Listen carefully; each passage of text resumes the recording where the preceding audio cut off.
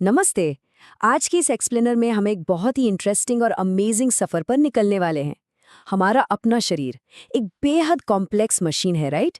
लेकिन क्या आपने कभी सोचा है कि ये पूरी की पूरी मशीन आखिर किन चीजों से बनी है? इसका जवाब है जैव अणु यानी बायोमोलिक्यूल्स। आज हम इन्हीं माइक्रोस्कोपिक बिल्डिंग ब्लॉक्स के रहस्य से पर्दा उठाएंगे और देखेंगे कि कैसे ये छोटे छोटे मॉलिक्यूल्स मिलकर उस चीज को बनाते हैं जिसे हम जीवन कहते हैं। चलिए शुरू करते हैं। तो इस पूरे एनालिसिस में हमारा रोड मैप कुछ ऐसा रहेगा। सबसे पहले हम समझेंगे जैव अणु, जीवन का रहस्य। फिर हम बात करेंगे कार्बोहाइड्रेट की, जो हमारे शरीर की ऊर्जा है। इसके बाद प्रोटीन और अमीनो अम्ल, फिर एंजाइम और विटामिन। उसके बाद हम डिकोड करेंगे अपना जेनेटिक ब्लूप्रिंट यानी न्यूक्लिक अम्ल। और लास्ट में बात करेंगे शरीर के मैसेंजर्स यानी हार्मोन्स के बारे में। तो चलिए बिना किसी देरी के अपने पहले टॉपिक पर आते हैं, जैव अणु और जीवन का रहस्य। अब एक बहुत ही गहरा सवाल उठता है, एकदम माइंड ब्लोइंग सवाल। सोचिए जरा, निर्जीव परमाणुओं यानी लाइफलेस एटम से एक जीता जागता शरीर कैसे बन जाता है? हमारा शरीर खुद बढ़ता है, खुद को मेंटेन करता है और अपना पुनरुत्पादन भी करता है। ये सब कोई जादू नहीं है। इसका असली जवाब इन्हीं बायोमोलिक्यूल्स के बेहतरीन तालमेल में छुपा है। जब कार्बोहाइड्रेट, प्रोटीन और न्यूक्लिक एसिड जैसे मॉलिक्यूल्स एक साथ मिलकर परफेक्ट सिंक में काम करते हैं, तभी जीवन की शुरुआत होती है। अब आगे बढ़ते हैं अपने दूसरे टॉपिक की तरफ, कार्बोहाइड्रेट। देखते हैं कि ये हमारे शरीर की एनर्जी का मेन सोर्स कैसे बनते हैं। हम सबने कार्ब्स के बारे में बहुत सुना है, लेकिन ये सिर्फ सिंपल शक्कर या चीनी नहीं है। अगर हम केमिस्ट्री की भाषा में बात करें तो कार्बोहाइड्रेट्स असल में ऑप्टिकली एक्टिव पॉलीहाइड्रोक्सी एल्डिहाइड या कीटोन होते हैं।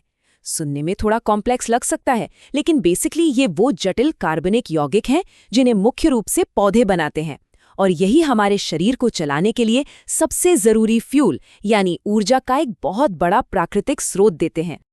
अगर हम पानी के साथ इनके टूटने की प्रोसेस, जिसे हम हाइड्रोलिसिस या जल अपघटन कहते हैं, उसके बेसिस पर इन्हें बांटें तो ये 3 तरह के होते हैं। सबसे सिंपल है मोनोसैकेराइड्स जैसे ग्लूकोज, जिन्हें और ज्यादा नहीं तोड़ा जा सकता। फिर आते हैं ओलिगोसैकेराइड्स, जो टूटने पर 2 से 10 यूनिट्स तक देते हैं, जैसे हमारी रोजमर्रा वाली चीनी यानी सुक्रोज। और लास्ट में पॉलीसैकेराइड्स जैसे स्टार्च या सेल्यूलोज, जो बहुत सारी यूनिट्स की लंबी चेन होते हैं। एक फन फैक्ट बताऊं, पॉलीसैकेराइड्स स्वाद में मीठे नहीं होते, इसलिए इन्हें नॉन शुगर्स या अशर्करा भी कहा जाता है।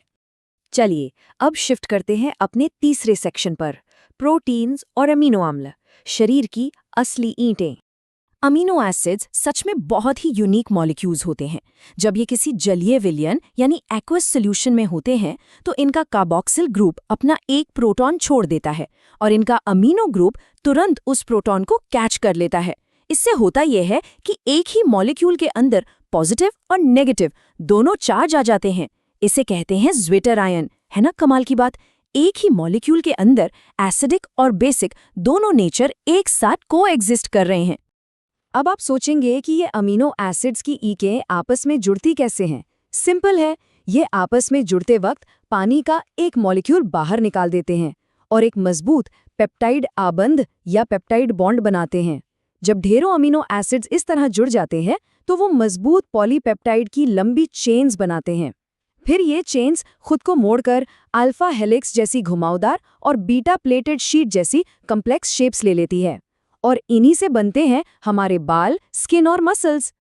अब बढ़ते हैं सेक्शन 4 की तरफ। यहाँ हम मिलेंगे हमारे सेल्स के सबसे मेहनती वर्कर्स और हेल्पर्स से, एंजाइम और विटामिन।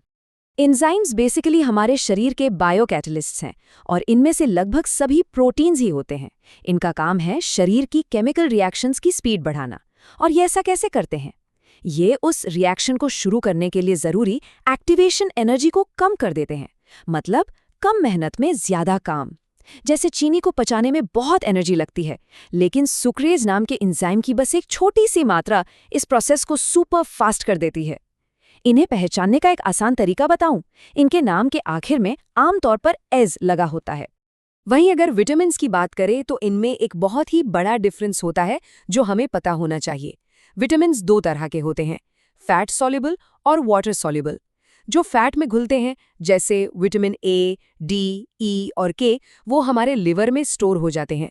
लेकिन जो पानी में घुलने वाले विटामिन हैं, जैसे बी ग्रुप और विटामिन सी, वो शरीर में स्टोर नहीं हो पाते और यूरिन के जरिए आसानी से बाहर निकल जाते हैं। बिल्कुल, इसीलिए हमें इन वाटर सॉल्युबल विटामिन्स को अपने रोज के खाने में लगातार शामिल करना बहुत जरूरी है। ऑलराइट, अब आते हैं सेक्शन 5 पर, न्यूक्लिक अम्ल, जो है हमारा जेनेटिक ब्लूप्रिंट, हमारी सबसे सीक्रेट इन्फॉर्मेशन। डीएनए और आरएनए, ये दोनों ही हमारे जीवन की मास्टर रूल बुक हैं, पर इन दोनों के बीच के डिफरेंसेस को समझना बहुत दिलचस्प है। डीएनए में 2-डीऑक्सीराइबोज शुगर होती है और ये एक डबल हेलिक्स यानी 2 धागों वाली घुमावदार सीढ़ी जैसा होता है। वहीं आरएनए में राइबोज शुगर होती है और ये सिंगल स्टैंड होता है। एक और बहुत ही स्पेसिफिक डिफरेंस इनके बेसिस में है। डीएनए के पास थाइमीन होता है, जबकि आरएनए उसे हटाकर यूरैसिल का यूज करता है। सिर्फ एक छोटे से केमिकल बेस का बदलाव और इनका पूरा का पूरा फंक्शन ही बदल जाता है।